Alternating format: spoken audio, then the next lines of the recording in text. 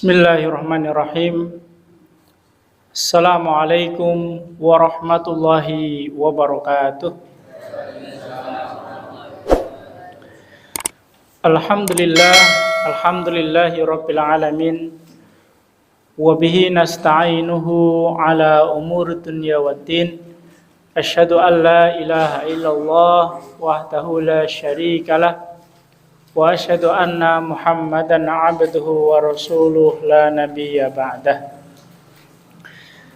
Bapak-bapak, ibu-ibu, jamaah Masjid Darul Ilmi yang dimuliakan Allah Subhanahu wa taala, para santri semua yang alhamdulillah pada malam hari ini Allah tabaraka wa taala memberikan kita kesehatan, kesempatan sehingga kita bisa beribadah kepada Allah Subhanahu wa taala untuk mengumpulkan bekal sebanyak-banyaknya, bekal amal soleh sebanyak-banyaknya dalam rangka mempersiapkan diri untuk perjalanan yang jauh, perjalanan akhirat yang semoga kita semua, Bapak Ibu, adik-adik, jamaah yang dimuliakan Allah, semoga dimudahkan dalam melaksanakan amal soleh dan semoga amal soleh itu diterima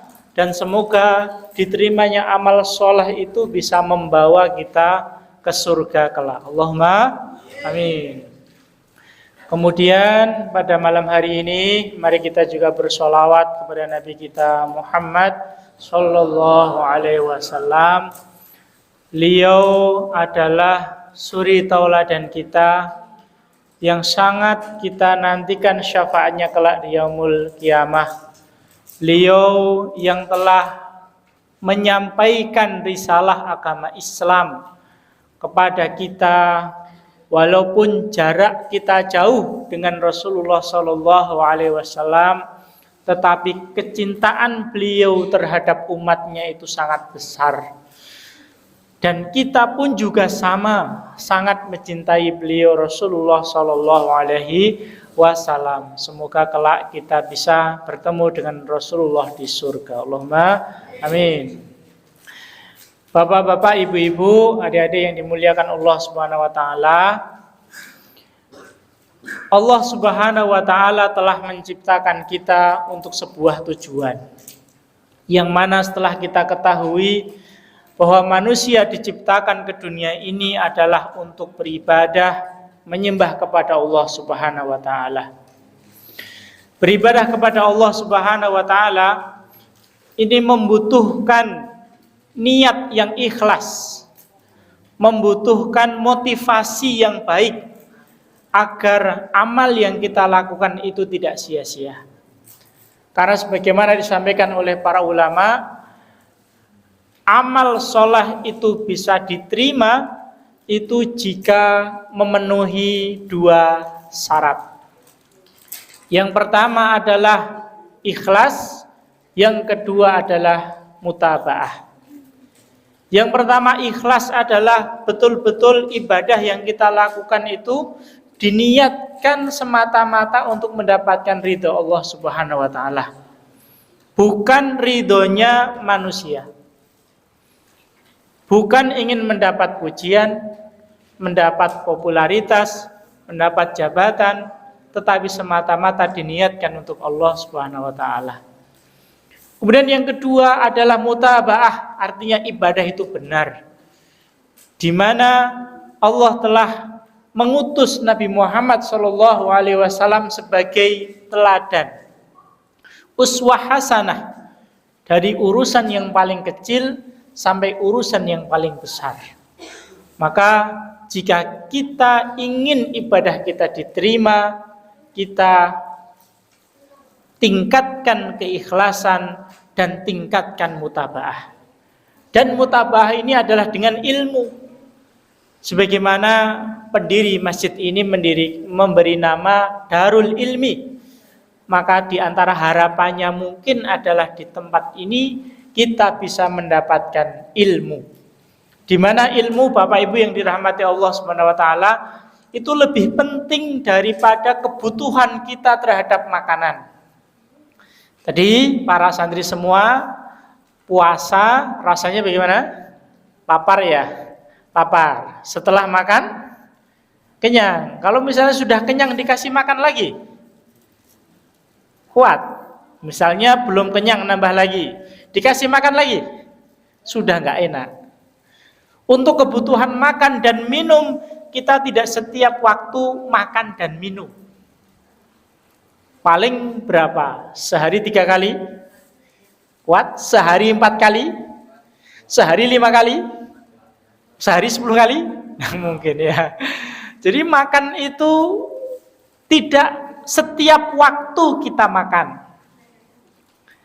Kalau lapar kita makan, tapi tidak setiap waktu kita makan. Beda dengan kebutuhan kita terhadap ilmu.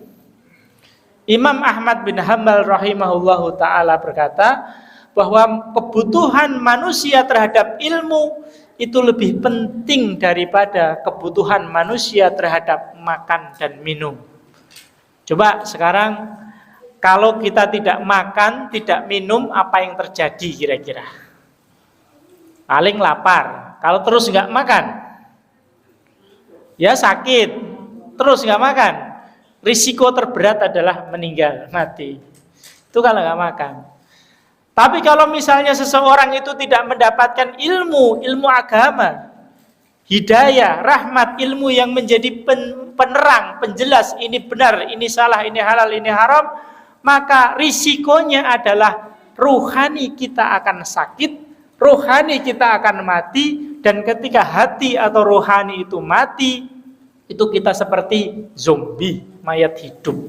Hidup tapi tidak seperti manusia. Maksudnya hidup fisiknya, tetapi ketika hatinya mati, maka dia akan kehilangan tujuan, hakikat tujuan hidupnya, yaitu menyembah Allah Subhanahu wa ta'ala. Maka Rasulullah SAW itu memberikan motivasi yang sangat luar biasa untuk orang mau menghadiri majelis ilmi. Di antaranya, man salaka tariqan yaltamisu fihi ilman sahalallahu lahu tariqan ilal jannah. Siapa saja yang mau menempuh jalan untuk menghadiri majelis ilmu dengan niat menambah iman dan takwanya, maka Allah akan memudahkan jalannya pergi ke surga. Maka siapakah jamaah di antara jamaah yang tidak ingin pergi ke surga? Semua ingin pergi ke surga, pengen. Jalannya berat atau ringan?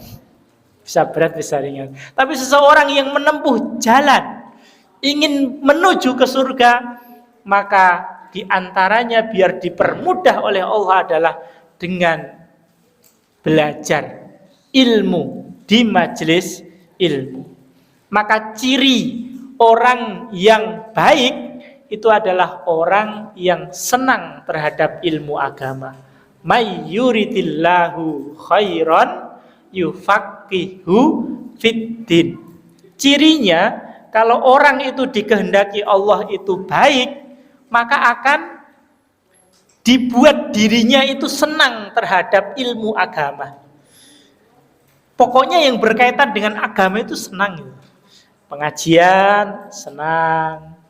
Misalnya acara buka bersama seperti ini senang, kebaikan-kebaikan senang. Jadi kalau seseorang itu baik, insya Allah dia akan menyenangi hal-hal yang berkaitan dengan agama. Apalagi belajar atau menuntut ilmu agama. Bapak Ibu yang dirahmati Allah Subhanahu wa ta'ala, Di antaranya juga motivasi dari Rasulullah Shallallahu Alaihi Wasallam adalah man tolabal ilmi kana fi sabilillahi hatta yarji. Siapa saja yang mau menuntut ilmu, karena sekarang menuntut ilmu itu tidak sesulit zaman dulu. Sekarang menika untuk belajar niku majelis ilmu itu bertebaran di mana-mana. Banyak masjid, banyak tempat pengajian yang itu sebagai tempat untuk menambah ilmu. Yang dekat ada, yang jauh ada, yang ustadz-ustadz besar ya banyak, yang ustadz-ustadz kecil ya ada. Majelis-majelis banyak, online luar biasa banyak. Misalnya kita ingin ngaji dengan Ustadz Adi Hidayat, Ustadz Abdus Somad, Ustadz Khalid Basalama, Ustadz Gus Baha misalnya, kadang tidak perlu bertemu beliau di online pun ada. Jadi ketika orang itu dimudahkan atau dibukakan dadanya untuk belajar agama, terus memahami agama, maka itu berarti tanda-tanda ia orang yang baik, sebagaimana hadis yang tadi kami bacakan. Bapak Ibu yang dirahmati Allah Subhanahu wa taala, ibarat ilmu itu ibarat makanan.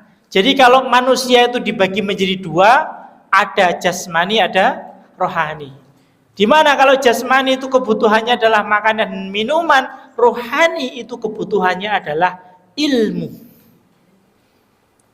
Dan ketika Ibnu Qayyim rahimahullah mengatakan, kalau makanan dan minuman itu hanya 1-2 kali sesaat dan kemudian laparnya hilang, hausnya hilang, ilmu itu menurut Ibnu Qayyim itu kebutuhan yang terus menerus. Jadi minal mahdi ilal lahdi. Jadi selama manusia itu hidup, maka dia membutuhkan asupan berupa ilmu.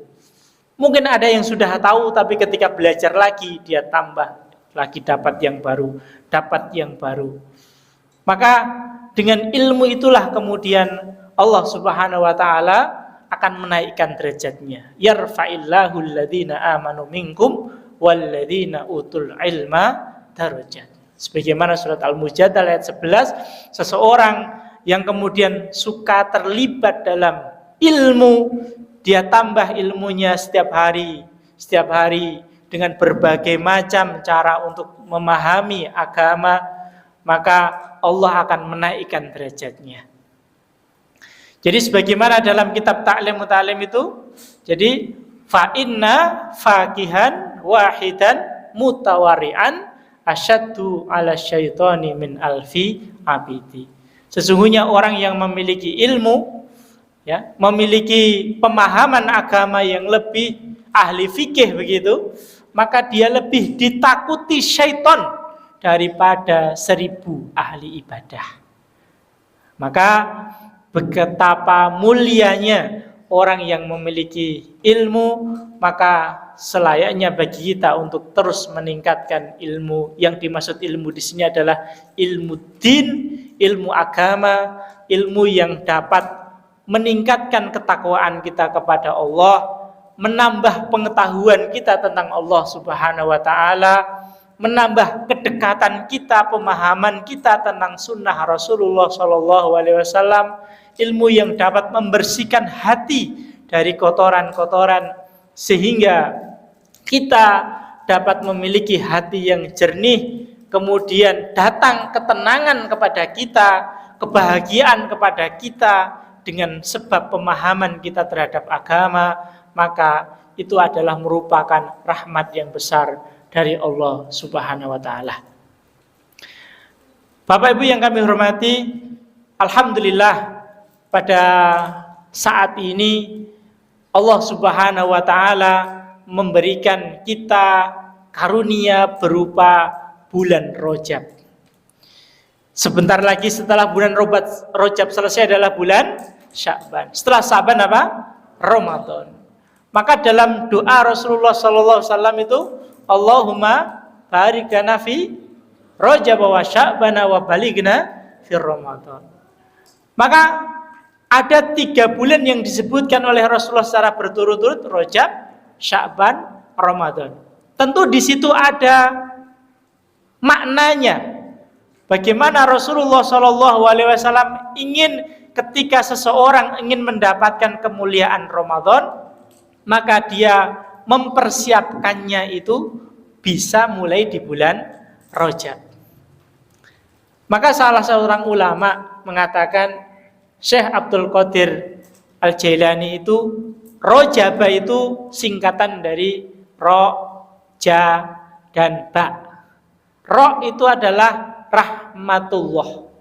Jadi bulan Rajab ini adalah di mana Allah Subhanahu wa taala menurunkan rahmatnya. Kemudian Ja itu adalah judullah, artinya adalah kedermawanan Allah. Di mana Allah Subhanahu wa taala memberikan banyak sekali kebaikan ini di bulan Rajab ini. Kemudian yang ketiga adalah Ba, itu adalah birrullah, kebaikan dari Allah Subhanahu wa taala. Maka Rajab ini adalah salah satu di antara 4 bulan yang mulia, di mana Allah Subhanahu wa taala berfirman dalam surat At-Taubah ayat 36, Inna iddatas syuhuri indallahi 12 syahran fi kitabillah yauma khalaqas samawati wal arda minha arba'atun hurum. Jadi sesungguhnya hitungan bulan di sisi Allah Subhanahu wa taala itu adalah 12 bulan sejak penciptaan atau sejak di Lauhul Mahfud, hari di mana Allah Subhanahu wa taala menciptakan langit dan bumi, di dalamnya adalah 4 bulan haram. 4 bulan yang dimuliakan. Di antaranya adalah Rajab. Para santri masih ingat 4 bulan yang dimuliakan Allah itu ada apa saja? Selain Rajab ada 3 bulan yang berturut-turut, yaitu Dzulqa'dah, Dzulhijjah, dan Muharram. Nah, maka ketika kita telah Allah berikan karunia bulan Rajab ini, maka di sini adalah bulan persiapan, di mana kalau misalnya besok Ramadan itu adalah waktu panennya begitu, maka Rajab ini adalah di mana kita bisa mempersiapkan diri. Ibarat misalnya lomba olimpiade, besok lombanya pas Ramadan, nah kita bisa persiapan. Kalau orang mau masuk Ramadan kok tidak persiapan, sama aja mungkin orang ikut lomba gitu ya, dia persiapan pasti kalah nanti. Makanya di bulan Rajab ini Rasulullah SAW itu kemudian menyampaikan kita untuk mulai berpuasa sunnah Senin dan Kamis, sebagaimana hari ini para santri untuk bisa melatih ya berpuasa Senin dan Kamis. Syukur-syukur kalau misalnya bisa naik level Daud lah. Tapi Senin Kamis sudah lumayan bagus. Nah, kemudian bisa kita mulai juga untuk meningkatkan kualitas, terutama yang pokok adalah sholat kita ini. Nah, sholat ini Masya Allah, di bulan Rajab ini ada sebuah peristiwa penting, di mana peristiwa itu menjadi momen di mana kita itu mengevaluasi atau melakukan perbaikan terhadap sholat kita. Ada peristiwa apa di bulan Rajab? Isra dan Mi'raj, di mana Allah Subhanahu wa taala untuk memberikan wahyu atau perintah sholat itu tidak melalui malaikat Jibril, tapi langsung dipanggil oleh Allah Subhanahu wa taala dari Masjidil Haram ke Masjidil Aqsa, naik ke Sidratul Muntaha. Di sana diberikan oleh-oleh, ya, diberikan perintah untuk melaksanakan ibadah sholat, di mana sholat ini luar biasa keutamaannya dibanding dengan ibadah-ibadah yang lain. Maka momen di bulan Rajab, selain kita meningkatkan ibadah-ibadah mulai dari puasa, kemudian sedekah yang lain sebagainya, kita perlu juga untuk mengevaluasi sholat kita ini. Sudah levelnya sholat yang istimewa, yang baik, apa yang kurang? Kita cek sholat kita ini sholat yang istimewa itu adalah sholat yang bisa kita laksanakan di masjid, berjamaah, tepat waktu, khusyuk. Nah, itu level yang istimewa itu. Bisa sholat 5 waktu, berjamaah di masjid, khusyuk. Wah, istimewa, luar biasa. Kemudian kalau misalnya level di bawahnya, ya berarti ya sholat berjamaah, mungkin tidak di masjid, ya, tepat waktu.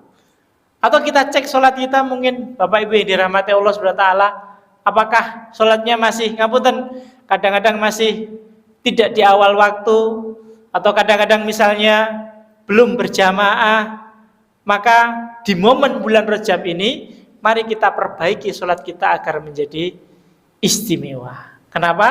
Karena sholat itu adalah ibadah yang langsung diperintahkan oleh Allah kepada Nabi Muhammad Rasulullah SAW dan menyampaikan kepada umatnya, dan menjadi ibadah yang menjadi ciri dari identitas keislaman seseorang. Ibarat misalnya ini ada apa ini, botol digenggam dengan 5 jari ini.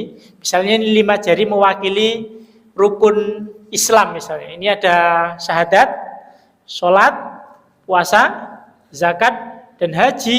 Maka ketika misalnya orang tidak haji, mungkin ya aman-aman karena haji bagi yang mampu misalnya.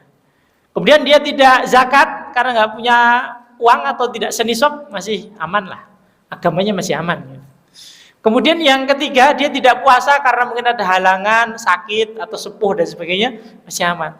Tapi kalau misalnya dia tidak sholat atau meremehkan sholat, sama saja jatuh, nanti jatuh.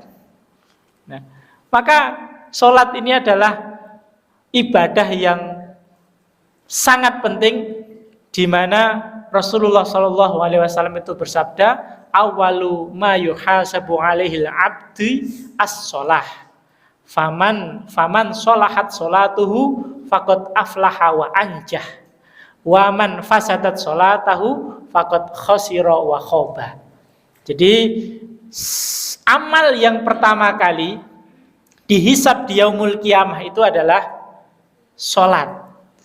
Siapa yang sholatnya itu bagus, sholatnya itu baik, faqad aflaha wa anjah, maka dia orang yang beruntung dan berhasil. Tapi barang siapa yang sholatnya jelek, ya orang yang celaka, orang yang rugi. Maka tanda seseorang itu baik diantaranya adalah dia bisa terlihat dari sholatnya. Maka momen bulan Rajab, di mana di dalam bulan Rajab ini ada peristiwa Isra Mi'raj, di mana Rasulullah mendapatkan wahyu sholat. Mari kita cek sholat fardu kita ini, apakah sudah baik ataukah belum baik, masih perlu ditingkatkan khusyuknya atau tidak. Mungkin kalau kita semua sholat itu ya level khusyuknya berapa? Kalau 1 sampai 10 level khusyuknya dianggap berapa? Ya, mungkin kita kadang-kadang sholat Allahu Akbar ini yang ingat banyak sekali, ingat macam-macam gitu. Jadi padahal di antara sholat yang baik itu adalah sholat yang khusyuk, di mana Allah SWT berfirman dalam surat Al-Mu'minun, qad aflahal mu'minun alladzina hum fi sholatihim khasyun, yang khusyuk. Tapi kemudian kalau pengalaman kita saat ini sholat bertahun-tahun, ya bertahun-tahun itu bisa kita cek diri kita pribadi itu, yang sholat yang pernah khusyuk itu kira-kira berapa kali, yang betul-betul ketika sholat itu ingat Allah gitu, kita betul-betul mengharap Allah memahami maknanya begitu. Mungkin tidak banyak sholat yang bisa kita anggap khusyuk, karena mungkin banyak hal yang mengganggu kita. Walaupun demikian, ada seorang ulama, Imam Ghazali itu mengatakan, jika engkau sholat kok tidak bisa khusyuk, sulit khusyuk misalnya, maka minimal engkau itu khusyuk di dalam 3 waktu. Udah, di dalam 3 hal ini diusahakan khusyuk. Misalnya pas takbir gitu 4 rakaat sholat, misalnya pas 4 rakaat atau 3 rakaat, kok hampir ketika sholat itu kayak khusyuknya kok sulit begitu, berat begitu, sholat kok ingat macam-macam gitu. Maka minimal Imam Ghazali mengatakan minimal tiga tempat ini jaga supaya betul-betul khusyuk. 3 tempat ini. Ya, yang pertama adalah ketika Allahu Akbar, kemudian membaca inni wajjahtu wajhaya. Ini wajjahtu, saya hadapkan wajahku kepada wajahmu. Aku hadapkan diriku kepada engkau, Allah Subhanahu wa ta'ala. Jadi disitulah kemudian kita menyadari bahwa kita sedang berhadapan dengan Allah Subhanahu wa ta'ala. Karena sholat itu adalah mi'rajul mu'min, di mana dia diangkat dirinya oleh Allah Subhanahu wa ta'ala untuk menghadap Allah Subhanahu wa ta'ala. Kemudian kalau misalnya waktu yang kedua, ketika kita keseluruhan sholat itu sulit khusyuk, maka usahakan untuk betul-betul khusyuk dalam ketika membaca iyyaka na'budu wa iyyaka nasta'in. Diusahakan. Ketika kita berdoa, hanya kepada Engkau lah kami menyembah, dan hanya kepada Engkau lah kami mohon pertolongan. Maka itu diusahakan betul untuk kita khusyuk kepada Allah Subhanahu wa ta'ala. Kemudian waktu yang ketiga adalah ketika kita tasyahud, tahiyat, asyhadu an la ilaha illallah wa asyhadu anna muhammadan Rasul. Maka ketika kita membaca syahadat, bersaksi bahwa tidak ada ilah, tidak ada Tuhan yang berhak disembah selain Allah, dan Nabi Muhammad utusan Allah, itu kita usahakan untuk betul-betul ketika kita membaca itu dihadirkan ruh kita, jadi dihadirkan hati kita untuk betul-betul membaca itu dengan sepenuh hati. Ketika kita yakin bahwa sholat itu adalah menghadap Allah, kemudian waktu Al-Fatihah iyyaka na'budu wa iyyaka nasta'in, yang terakhir ketika asyhadu alla ilaha illallah wa asyhadu anna muhammadar rasulullah. Maka di 3 waktu itu diusahakan kita untuk bisa menghadirkan hati, untuk bisa khusyuk dalam ibadah sholat kita.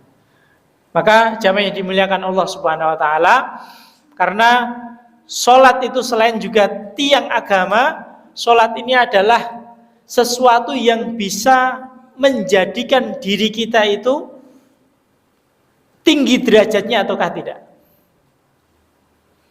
Dengan sholat yang benar, dengan sholat yang khusyuk, Allah Subhanahu wa ta'ala akan memberikan ketenangan. Bahkan ketika orang sholatnya baik, dalam hadis tersebut, maka akan menjadikan amal-amal yang itu adalah baik. Dan sholat 5 waktu itu indikator yang menunjukkan keimanan kita itu bisa dicek dari sholat. Terutama 5 sholat yang paling berat, sholat apa? Subuh, itu indikator keimanan itu. Jadi kalau kita mau cek iman kita itu seberapa kuat, seberapa tinggi begitu, itu ya cek kondisi sholat subuh kita ini. Ya kalau sholat subuhnya itu udah mulai aras-arasan gitu ya, berarti tanda-tanda imannya perlu di-upgrade lagi di majelis ilmu. Ya karena diantara cara untuk bagaimana iman kita itu naik atau terjaga itu adalah di majelis ilmu. Dimana ketika bertambahnya ilmu itu adalah semoga bertambah pula rahmat dan hidayah dari Allah Subhanahu wa ta'ala. Karena keutamaan majelis ilmu itu Masya Allah luar biasa. Jadi orang yang mau hadir saja, dia misalnya ada orang lewat begitu, kemudian dia tiba-tiba mampir gitu, rehat gitu. Kemudian ikut duduk sambil istirahat gitu. Ada banyak jamaah misalnya, maka orang yang sekedar mampir duduk di majelis ilmu, maka dia kena rahmatnya Allah SWT. Ya, karena memang majelis ilmu itu luar biasa, ya, memberikan kebaikan untuk meningkatkan keimanan. Jamaah yang dimuliakan Allah Subhanahu wa taala. Nah, sholat subuh ini, ya, sholat subuh ini diantaranya adalah sholat yang berat, ya. Kalau misalnya hati kita itu iman kita sedang kondisi lemah, di mana Rasulullah SAW itu menyampaikan afqalus sholatu indal munafiqin sholatus isya wa sholatus subhi faman atauha walau ta'lamu ma bainahuma la atauhuma walau habuwan. Jadi Rasulullah sampai menyampaikan itu sholat yang berat kalau iman kita itu sedang turun begitu.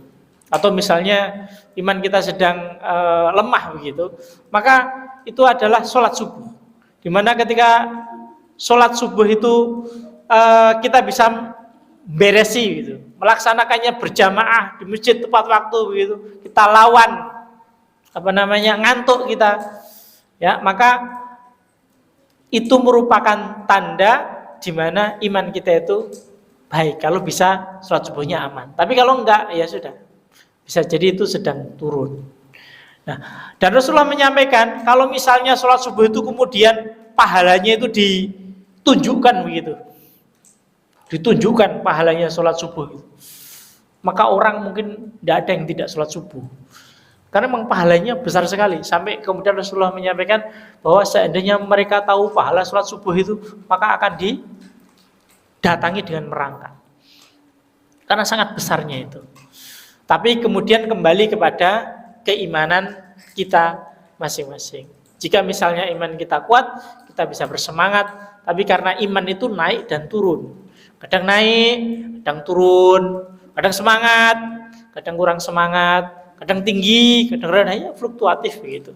Tapi kita mohon kepada Allah Subhanahu wa taala agar ketika turun itu tidak sampai kemudian melanggar perintah Allah Subhanahu wa taala. Dan ketika turun kita tahu, wah kondisi sedang turun. Maka bagaimana cara menaikkannya? Ke majelis ilmu diantaranya. Kita tambah belajar memahami agama. Kemudian kita tambah misalnya ada ibadah-ibadah begitu, itu akan menjadikan kita untuk naik kembali iman kita ini. Karena sesungguhnya yang berharga di dalam diri kita itu adalah iman yang ada di dalam hati kita ini. Kalau iman itu terjaga, iman itu baik begitu, maka insya Allah ini yang merupakan nikmat yang sangat besar yang diberikan oleh Allah kepada kita. Kalau nikmat harta, nikmat jabatan itu bisa hilang cepat banget. Kayak di Los Angeles itu. Itu kebakaran hutan sampai kemudian bakar daerah, katanya kerugiannya sampai 2000 triliun kalau dirupiahkan. Banyak rumah-rumah hancur, mereka bangun bertahun-tahun tiba-tiba habis terbakar karena ada bencana kebakaran hutan. Jadi harta, kemudian jabatan misalnya, naik jabatan kemudian lengser ganti orang begitu, maka itu sifatnya bisa berubah dan hilang cepat gitu. Tapi kalau iman ini, kalau diberikan Allah SWT, itu kita jaga betul bagaimana untuk terus ada, dan kalau misalnya turun itu tidak sampai iman itu kemudian membuat kita melanggar perintah Allah Subhanahu wa taala. Maka dengan iman yang kita jaga, kemudian kita tingkatkan dengan di majelis ilmu, kemudian kita perbaiki sholat kita, khususnya di momen bulan Rajab ini, akan menjadikan kita semoga hamba-hamba Allah yang mendapatkan karunia untuk istiqomah dan juga untuk menjadi hamba Allah yang beriman bertakwa kepada Allah Subhanahu wa taala, yang merupakan hamba pilihan. Karena tidak semua manusia itu diberikan kesempatan sebagaimana kita ini. Saat ini kita berada di bulan Rajab dalam suasana majelis ilmu di masjid, dalam kondisi niat beribadah, itu mungkin tidak semua mendapatkan keberuntungan nikmat yang sangat besar seperti ini. Maka dengan nikmat ini mari kita syukuri. Kemudian di momen bulan Rajab ini, yang pertama mari kita tingkatkan sholat kita yang mungkin sudah bertahun-tahun kita laksanakan. Kita cek kembali kekhusyuannya, tepat waktunya, berjamaahnya. Semoga sholat yang merupakan amal utama ini dapat kita jaga terus, kita tingkatkan. Wa'budullaha hatta ya'tiyakal yakin. Kalau ditanya kapan kita berhenti sholat, maka jawabannya saat disolatkan. Kalau udah disolatkan baru berhenti sholat. Karena sholat itu ibadah yang mau sakit aja harus disuruh sholat. Kalau nggak bisa berdiri dengan duduk, nggak bisa duduk dengan berbaring, dan lain sebagainya. Ya, itu adalah ibadah yang sangat mulia. di momen bulan Rajab di mana ada peristiwa Isra Mi'raj, disitulah Allah SWT memerintahkan untuk ibadah sholat yang kita jaga. Bahkan dalam satu riwayat Rasulullah SAW itu ketika beliau mau wafat begitu, itu biasanya kalau orang mau wafat itu kan pesan yang disampaikan di detik-detik terakhir itu kan pesan yang sangat penting sekali.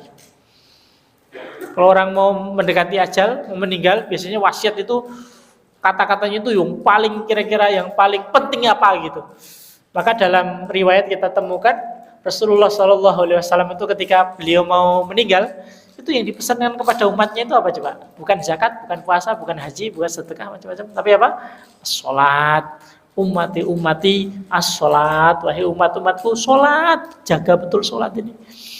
Maka sekarang kalau generasi sekarang ini pengalaman kami itu kalau ngajar, tapi bukan santri Ad-Duha ya, santri di sana, yang santri yang di sana. Nah, itu untuk urusan sholat itu kalau betul-betul tidak dilatih, tidak dikondisikan, tidak istilahnya dijaga begitu, itu lama-lama anak-anak muda itu sudah sholat itu kayak satu yang sifatnya membani dan disepelekan itu kadang-kadang. Sholat itu kayak carry nomor sekian. Ya sholat itu jadi kayak orang yang muridnya yang di sana itu, yang SMA itu untuk ngajak sholat itu muter gitu, sholat muter gitu, padahal sudah balik sudah besar gitu. Ya mungkin karena di keluarganya bisa jadi di keluarganya kemudian tidak dibiasakan untuk ibadah sholat ini, sehingga ketika di sekolah itu diajak sholat itu kayak diajak mau kemana gitu, jadi muter-muter. Itu pun kalau sholat sunnah ba'diyah itu 2 rakaat itu 1 menit nggak ada, 30 detik ekspres itu sholatnya. Ya mungkin karena tidak dibiasakan dari rumah dan sebagainya, sehingga sholat itu menjadi sesuatu yang sepertinya kayak beban gitu. Makanya kalau misalnya para santri di pondok kita biasakan untuk ibadah sholatnya tepat waktu di masjid berjamaah subuh, semoga nanti harapannya bisa untuk ke depan bisa untuk menjadi bekal kalian bisa terbiasa untuk melaksanakan sholat. Kemudian Bapak Ibu yang dirahmati Allah SWT, semoga sekali lagi di momen bulan Rajab ini, di mana Allah SWT memerintahkan, menurunkan wahyu berupa sholat, mari kita bisa memperbaiki kualitas dan kuantitasnya pula. Selain kualitas tadi kekhusyuan, waktu dan sebagainya, kuantitas juga bisa ditambah. Kalau misalnya Bapak Ibu sholat fardu saja misalnya, maka kita bisa tambahkan di situ ba'diyah qobliyah. Misalnya belum bisa kok sehari semalam 12 rakaat, atau misalnya 14 rakaat atau yang full begitu, tapi kita bisa cari yang kira-kira bisa kita laksanakan. Misalnya ba'diyah maghrib, ba'diyah isya begitu. Syukur-syukur kalau misalnya bisa ya qobliyah duhur, ba'diyah duhur, dan sholat rawatib yang lain. Kalau misalnya sudah terbiasa bisa begitu, tambah lagi dengan sholat-sholat sunnah yang lain. Kalau misalnya malam ada sholat tahajud, kemudian witir, kemudian sholat duha, dan lain sebagainya. Sehingga selain kualitas kita ditingkatkan di momen bulan ini, kita juga bisa menambah dengan kuantitas untuk mengerjakan sholat-sholat ibadah sholat yang lain. Karena ketika di yaumul qiyamah kelak ada sebuah hadis di mana yang dihisab pertama kali yang ditanyakan itu sholat wajibnya dulu. Oleh Allah Subhanahu wa taala itu tanya sholat wajibnya. Sholat wajibnya beres enggak? Kalau misalnya sholat wajibnya beres, amal yang lain gampang. Amal yang lain beres juga. Ya. Jadi ketika amal sholatnya wajib beres, bagus, begitu, yang lain beres. Tapi kemudian ketika amal wajib, sholat wajibnya itu ada kurangnya, ada bolong-bolongnya, ada tidak sempurna begitu, maka Allah Tabaraka wa Ta'ala bertanya kepada malaikat pencatat amal, coba cek ada sholat sunnahnya enggak? Nah, maka sholat sunnah itu fungsinya bisa untuk menambal sholat-sholat wajib kita yang mungkin di situ ada kekurangan, mungkin kurang pas atau kurang khusyuk atau kurang sesuatu, itu bisa untuk menambal sholat wajib kita. Maka jamaah yang dimuliakan Allah Subhanahu wa taala, mari kita sekali lagi di momen bulan Rajab ini meningkatkan kualitas dan kuantitas sholat kita agar sekali lagi kita yang telah diciptakan oleh Allah untuk beribadah, semoga kita dapat melaksanakan tugas ibadah itu dengan sebaik mungkin, karena kehidupan tidak hanya di dunia, akan ada kehidupan yang lain sesudah kita meninggal, yaitu kehidupan akhirat, di mana di dalam kehidupan akhirat itu yang kita bawa bukan harta, bukan jabatan, bukan macam-macam, tetapi yang kita bawa adalah amal soleh kita, dan amal soleh yang utama adalah sholat kita itu. Baik, Bapak Ibu yang dirahmati Allah SWT, kiranya cukup sekian untuk kajian kita pada kesempatan malam hari ini. Semoga sedikit ini dapat menjadi pengingat bagi kita untuk bisa meningkatkan kualitas keimanan dan ketakwaan serta ibadah kepada Allah SWT. Dan semoga semua jamaah Masjid Darul Ilmi dapat diberikan keistiqomahan untuk bisa mendekatkan diri kepada Allah dengan berbagai macam ibadah, khususnya untuk Masjid Darul Ilmi semoga semakin makmur, semakin banyak jamaahnya untuk bisa melaksanakan sholat di masjid ini, dan semakin membawa kebaikan bagi lingkungan sekitar. Demikian yang bisa kami sampaikan pada kesempatan kali ini. Apabila ada kesalahan, mohon maaf yang sebesar-besarnya. Kalau ada hal yang baik, yang benar, itu semata-mata dari Allah SWT. Qulu qouli hadza astaghfirullahu li wa lakum innahu wal ghafurur rahim. Terima kasih. Assalamualaikum warahmatullahi wabarakatuh.